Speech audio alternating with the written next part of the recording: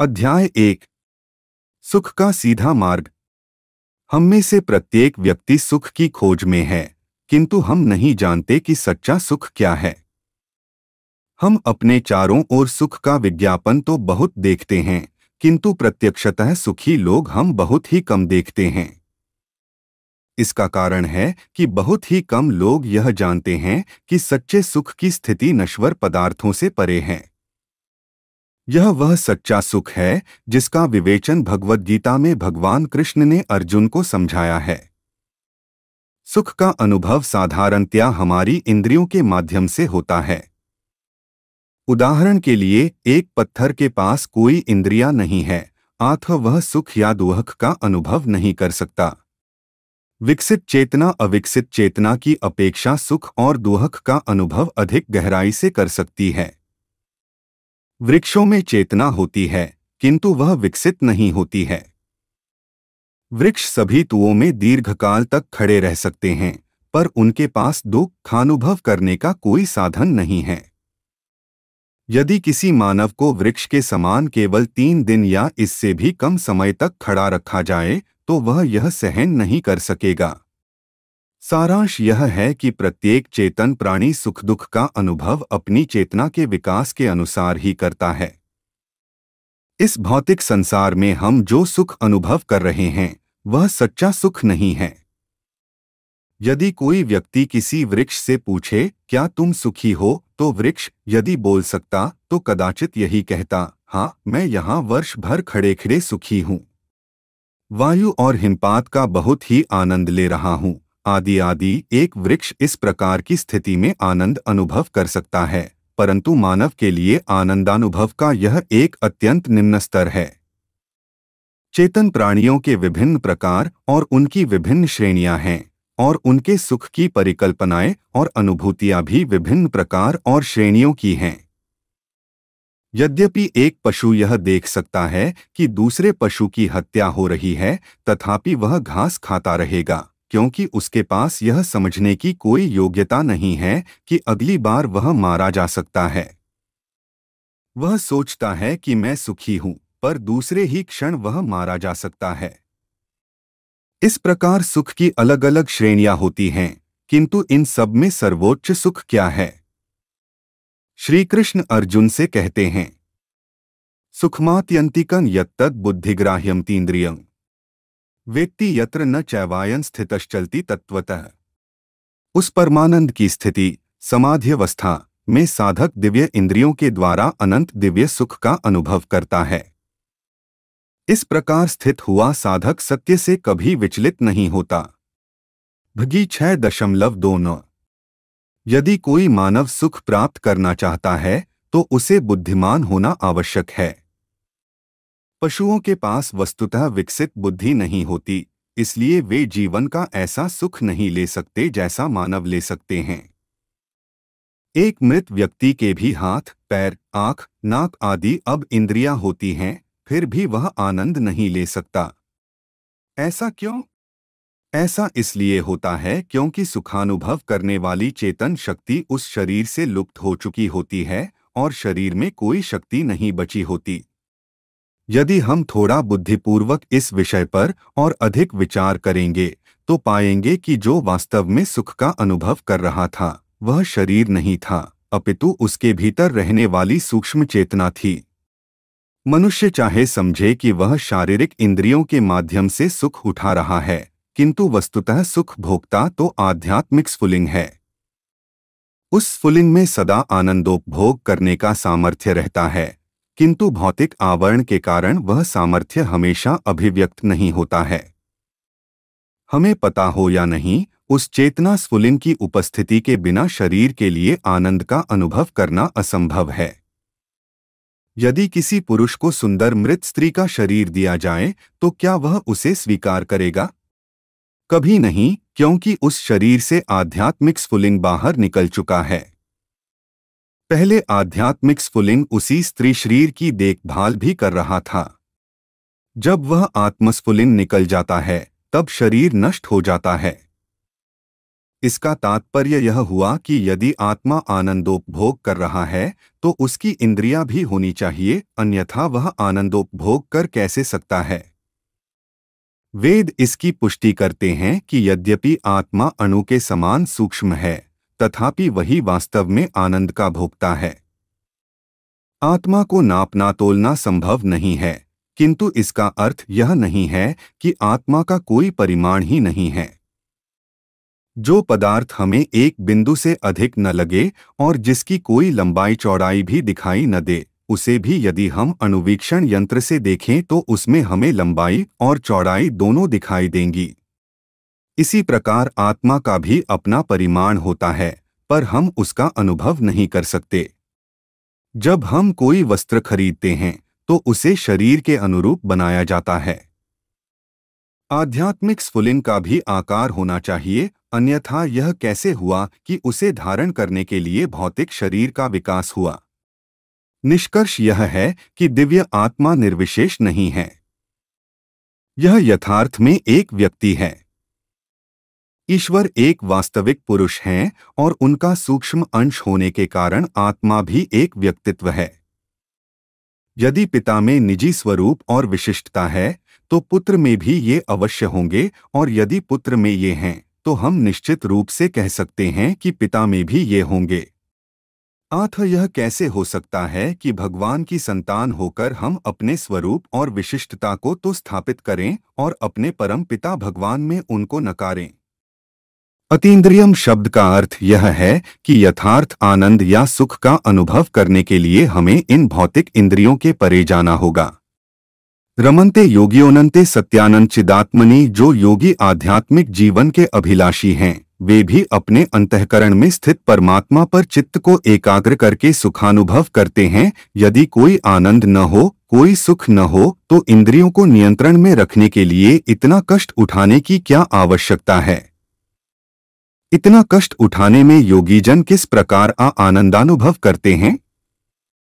यह आनंद अनंत है। वह कैसे?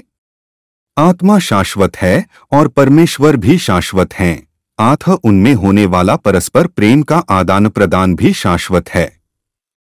जो मनुष्य वास्तव में बुद्धिमान है वह अस्थिर भौतिक शरीर जनित इंद्रिय सुख से दूर रहकर अपने सुख को आध्यात्मिक जीवन में स्थित करेगा। परमेश्वर के साथ आध्यात्मिक जीवन में यह सम्मेलन ही रासलीला कहलाता है। हमने वृंदावन में गोपियों के साथ श्री कृष्ण की रासलीला के विषय में प्रायः सुना है। यह लीला भौतिक शरीरधारियों के बीच होने वाली साधारण विनियम जैसी नहीं है। यह वस्तुतः दिव्य देहों द्वारा व्यक्त होने वाले भावों का विनिमय है। इस रहस्य को समझने के लिए मनुष्य को थोड़ा सा बुद्धिमान होना आवश्यकता है, क्योंकि यथार्थ सुख को न जानने वाला मूर्ख व्यक्ति इस भौतिक जगत में ही सुख खोजता है। भारत में एक कथा है कि एक व्यक्ति को यह भी नहीं पता था कि गन्ना क्या होता है। उसे केवल इतना बताया गया था कि गन्ना चूसने में बहुत मीठा होता है। उस व्यक्ति ने पूछा, अरे गन्ना देखने में कैसा होता है? तो किसी ने कहा, गन्ना देखने में बांस के डंडे के समान होता है। बस यह सुना ही था कि वह मूर्ख आदमी हर प्रकार के बांस के डंडों को चूसने लगा, परंतु इससे उसे गन्ने की मिठास का अनुभव कैसे हो सकता था। इसी प्रकार हम भी सुख और आनंद प्राप्त करने का प्रयत्न कर रहे हैं, पर हम मूर्खतापूर्वक इस भौतिक शरीर को चूसकर उन्हें प्राप्त करने की कोशिश कर रहे हैं। इसलिए तनिक भी सुख और आनंद नहीं मिलता। कुछ क्षणों के लिए उसमें अल्प सुख और आनंद का आभास हो सकता है, परंतु वह आतिशबाजी के खेल जैसा है जो आकाश में क्षण भर के लिए बिजली की तरह दिखाई दे सकता है, परंतु वास्तविक बिजली तो इससे परे है। चूंकि साधारण मानव यह नहीं जानता कि सच्चा सुख क्या है, इसलिए वह सच्चे सुख से विचलित हो जाता है। अपने आप को वास्तविक आनंद में स्थापित करने की प्रक्रिया, यह कृष्ण भावनामृत की प्रक्रिया है। कृष्ण भावनामृत द्वारा हम शनैः शनैः अपनी वास्तविक बुद्धि का विकास करते हैं, और जैसे जैसे हम आध्यात्मिक उन्नति करते हैं वैसे ही आध्यात्मिक आनंद का अनुभव सहज रूप से करने लगते हैं। जैसे जैसे हमें इस आध्यात्मिक आनंद का आस्वाद आने लगता है, वैसे ही हम भौतिक आनंद को उसी अनुपात में विरक्त होने लगते हैं। जब हम परम सत्य को समझने में प्रगति करते हैं, तो स्वाभाविक रूप से ही हम इस झूठे सुख से विरक्त होने लगते हैं। कोई मानव अगर किसी न किसी प्रकार कृष्ण भावनामृत की उस स्थिति पर पहुंच जाता है, तब परिणाम क्या होता है? यह लब्ध्वा चाप्र लाभम मन्यते नाधिकंततः यस्मिन् स्थितो न दुहखेन गुरुनापि विचाल्यते। इस सुख को प्राप्त करके साधक फिर किसी और सुख को बड़ा नहीं समझता है। उस स्थिति में स्थिर होने पर वह बड़े से बड़े दुख में भी विचलित नहीं होता। भगी 6.22। जब मनुष्य ऐसे स्तर पर पहुंच जाता है, तब उसे अन्य उपलब्धियां तुच्छ प्रतीत होने लगती हैं। इस भौतिक जगत में हम धन, स्त्रियां, यश, सौंदर्य, ज्ञान आदि बहुत से पदार्थ प्राप्त करने का यत्न कर रहे हैं, किंतु जैसे ही हम कृष्ण भावनामृत में स्थित हो जाते हैं, वैसे ही तुरंत हम सोचते हैं, ओ, दूसरी कोई भी उपलब्धि इससे बढ़कर नहीं है।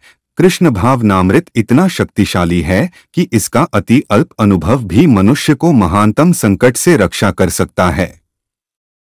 जो ही कोई मनुष्य कृष्ण भावनामृत का आस्वादन करना प्रारंभ करता है, त्यों ही वह अन्य तथाकथित सुखों और लाभों को निरर्थक और नीरस समझने लगता है। और यदि कोई कृष्ण भावनामृत में दृढ़ता से स्थित है, तो उसे बड़े से बड़ा संकट भी उद्विग्न नहीं कर सकता। जीवन में बहुत से संकट हैं, क्योंकि यह भौतिक जगत संकटों का घर ही है।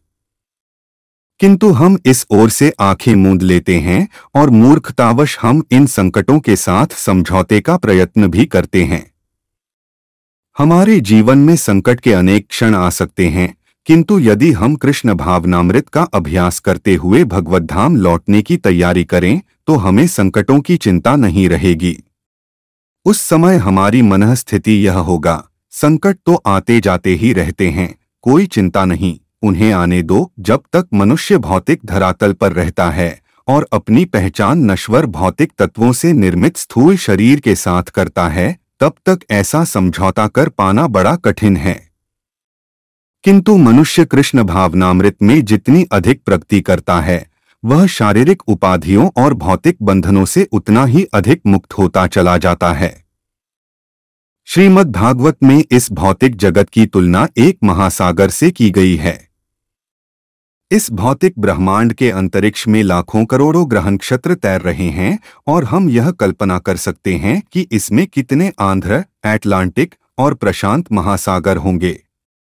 वास्तव में यह सारा भौतिक ब्रह्मांड जन्म, मृत्यु और दुखों के एक महासागर की तरह ही है। इस अज्ञान के महासागर को पार करने के लिए एक सुदृढ़ नौका की आवश्यकता है, और वह सुदृढ़ नौका है श्री कृष्ण के चरण कमल। हमें इस नौका पर तुरंत आरूढ़ हो जाना चाहिए। हमें यह सोचकर संकोच नहीं करना चाहिए कि श्री कृष्ण के चरण तो बहुत छोटे हैं। वास्तव में समस्त ब्रह्मांड उनके चरणों पर ही टिका हुआ है। कहा जाता है कि श्री कृष्ण के चरण कमलों में शरणागत मनुष्य के लिए यह भौतिक ब्रह्मांड गाय के बछड़े के खुरचिन्ह में भरे जल से अधिक नहीं रहता। ऐसे छोटे से गोखुर को पार करना निश्चित रूप से कठिन नहीं है। तम विद्याद्दुहक संयोग वियोगं योग संज्ञेतम। यही भौतिक संयोग से उत्पन्न समस्त क्लेशों से वास्तविक मुक्ति है। भगी 6.23। हम इस भौतिक जगत में असंयमित इंद्रियों के कारण ही फंसे हुए हैं। योग प्रक्रिया का लक्ष्य इन इंद्रियों का संयम करना है। यदि किसी प्रकार हम इंद्रियों का संयम कर सकें, तो वह वास्तविक आध्यात्मिक आनंद की ओर उन्मुख हो सकते हैं और अपना जीवन सफल बना सकते हैं। सन्निश्चयेन योक्तव्यो योगो निर्विण्चेत्सा संकल्प प्रभवान कामास त्यक्त्वा सर्वान् शेषतः मनसैवेन्द्रिय ग्राम विनियमे समन्ततः शनैः शनैरुपरमेद बुद्ध्या धृतिगृहीत्या आत्मसंस्था मनः कृत्वा न किंचिदपि चिन्तयेत् यतो निश्चलति मनश्चंचलम अस्थिरम ततस्ततो नियमैतद आत्मन्येव वशं नयेत्। साधक पुरुष को अविचल दृढ़ता और विश्वास के साथ योगाभ्यास करना चाहिए। उसे मिथ्या अहंकार से उत्पन्न समस्त भौतिक इच्छाओं को त्याग देना चाहिए और मन के द्वारा सब ओर से इंद्रियों का संयम करना चाहिए। इस प्रकार साधक को धीरे धीरे क्रमशः पूर्ण विश्वास के साथ बुद्धि द्वारा समाधि में स्थिर रहना चाहिए और अन्य किसी का भी चिंतन न करते हुए मन को आत्मा पर स्थिर करना चाहिए। यह चंचल और अस्थिर मन जहां जहां भी चलायमान हो, वहां वहां से इसको निश्चित रूप से हटाकर अपने वश में करना चाहिए। मन सदा अस्थिर रहता है, यह कभी इधर जाता है तो कभी उधर। योगाभ्यास से हम मन को यथार्थ रूप में कृष्ण भावनामृत की ओर खींचते हैं, किंतु मन कृष्ण भावनामृत से अनेक बाह्य विषयों की ओर दौड़ता है, क्योंकि अनादिकाल से और जन्म जन्मांतर से इसकी यही प्रवृत्ति रही है। फलतः साधक को प्रारंभ में अपने मन को कृष्ण भावनामृत की ओर उन्मुख करने में बड़ी कठिनाई हो सकती है, पर इन सभी कठिनाइयों पर विजय पाई जा सकती है, क्योंकि मन अशांत है और श्री कृष्ण की ओर उन्मुख नहीं है, अतः यह एक विचार से दूसरे विचार में चला जाता है। उदाहरण के लिए, जब हम किसी काम में लगे होते हैं तो मन में अचानक ऐसी घटनाओं की स्मृति बिना किसी प्रत्यक्ष कारण के जागृत हो उठती है जो 10, 20, 30 या 40 वर्ष पहले घटित हुई थीं। ये विचार हमारे उपचेतन मन से ही आते हैं और क्योंकि ये विचार निरंतर उठते रहते हैं, इसलिए मन सदा अशांत रहता है। यदि हम किसी झील या तालाब के पानी को हिलाएं तो उसके तल से सारे मिट्टी ऊपर आ जाएगी। इसी प्रकार जब मन अशांत होता है तो उपचेतन मन से अनेक विचार उठ खड़े होते हैं जो उसमें वर्षा से संचित हुए रहते हैं। यदि हम तालाब को आंदोलित न करें तो मिट्टी तल में बैठ जाएगी। योग की यह प्रक्रिया मन को शांत करके इन सभी विचारों को स्थिर करने के लिए है। इसलिए मन को उद्विग्न और अशांत होने से रोकने के लिए अनेक यम नियम हैं। यदि इनका पालन किया जाए तो मन शनैः शनैः वश में आ जाएगा। यदि कोई वास्तव में मन को वश में करना चाहता है तो उसे अनेक प्रकार के विधि निषेधों का पालन करना होगा। कोई यदि केवल स्वेच्छा से कार्य करे तो मन को संयमित करने की क्या संभावना रहेगी। जब मन अंततः उस बिंदु तक प्रशिक्षित कर लिया जाता है जहां वह श्री कृष्ण के अतिरिक्त किसी और विषय का चिंतन नहीं करता, तब वह निश्चल हो जाएगा और उसे शांति प्राप्त हो जाएगी। प्रशांत मनसन हेनम योनिक सुखमुत्तमम उपैति शांतर्जसन ब्रह्मभूतम कल्मषम। जिस योगी का मन मुझ में स्थिर रहता है वह निश्चय ही सर्वोच्च सुख को प्राप्त करता है। वह ब्रह्मभूत होकर जीवन मुक्त हो जाता है, उसका मन शांत हो जाता है, उसके मनोवेग स्थिर हो जाते हैं और वह पाप से मुक्त पा लेता है। भगी 6.27। मनुष्य का मन निरंतर सुख के पदार्थों के लिए योजना बनाता रहता है।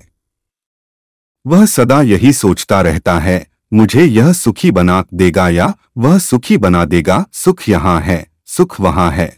इस प्रकार मन हमें यहाँ वहाँ भटकाता रहता है। यह अनियंत्रित घोड़े से युक्त रथ पर आरूढ़ होने जैसा ही है। हमारा इस बात पर कोई नियंत्रण नहीं होता कि हम कहाँ जा रहे हैं। हम तो बस भयभीत हुए बैठे ही रह सकते हैं और निस्सहाय होकर देखते ही रह सकते हैं। किंतु ज्यों ही मन कृष्ण भावनामृत की प्रक्रिया में लग जाता है, विशेष रूप से हरे कृष्ण कृष्ण कृष्ण हरे हरे, हरे राम राम राम हरे हरे के कीर्तन द्वारा, त्यों ही मन के अनियंत्रित घोड़े हमारे वश में आ जाएंगे। हमें अपने जीवन के प्रत्येक क्षण को कृष्ण की सेवा में लगा देना चाहिए, जिससे यह उद्विग्न और अशांत मन हमें व्यर्थ ही इस नाशवान भौतिक जगत में सुख की खोज में एक पदार्थ से दूसरे पदार्थ की ओर खींच न ले जाए। युञ्जन्नेवं सदात्मानं योगी विगत कल्मषः सुखेन ब्रह्मा संस्पर्शमत्यंतं सुखम श्रुते। समस्त भौतिक पापों से मुक्त होकर आत्मा में स्थित हुआ योगी परम चेतना में रहकर आनंद की चरम स्थिति को प्राप्त कर लेता है। श्री कृष्ण अपनी शरण में आए हुए भक्त के लिए सब प्रकार से आश्रयदाता बन जाते हैं। जब मनुष्य कठिनाई में होता है तो उसका संरक्षक उसकी रक्षा करता है। भगवद गीता में कहा गया है कि श्री कृष्ण प्रत्येक प्राणी के सच्चे सुहृद हैं और हमें तो केवल उनसे अपनी इस मैत्री को पुनर्जागृत करना होता है। इस मैत्री को पुनः जागृत करने का तरीका है कृष्ण भावनामृत की प्रक्रिया। कृष्ण भावनामृत के अभ्यास द्वारा भौतिक सुखों की अंधी कामना शांत हो जाएगी। यह अंधी आसक्ति ही हमें कृष्ण से दूर किए हुए हैं। श्री कृष्ण हमारे हृदय में निरंतर विराजमान हैं और वे अपनी ओर उन्मुख होने के लिए हमारी प्रतीक्षा कर रहे हैं। परंतु दुर्भाग्यवश हम भौतिक इच्छाओं के पेड़ के फल खाने में अतिशय लीन हैं। भौतिक सुखों को भोगने की यह तामसी विवशता समाप्त होनी चाहिए और हमें अपनी वास्तविक पहचान ब्रह्मा यानी शुद्ध आत्मा में स्थित होना चाहिए।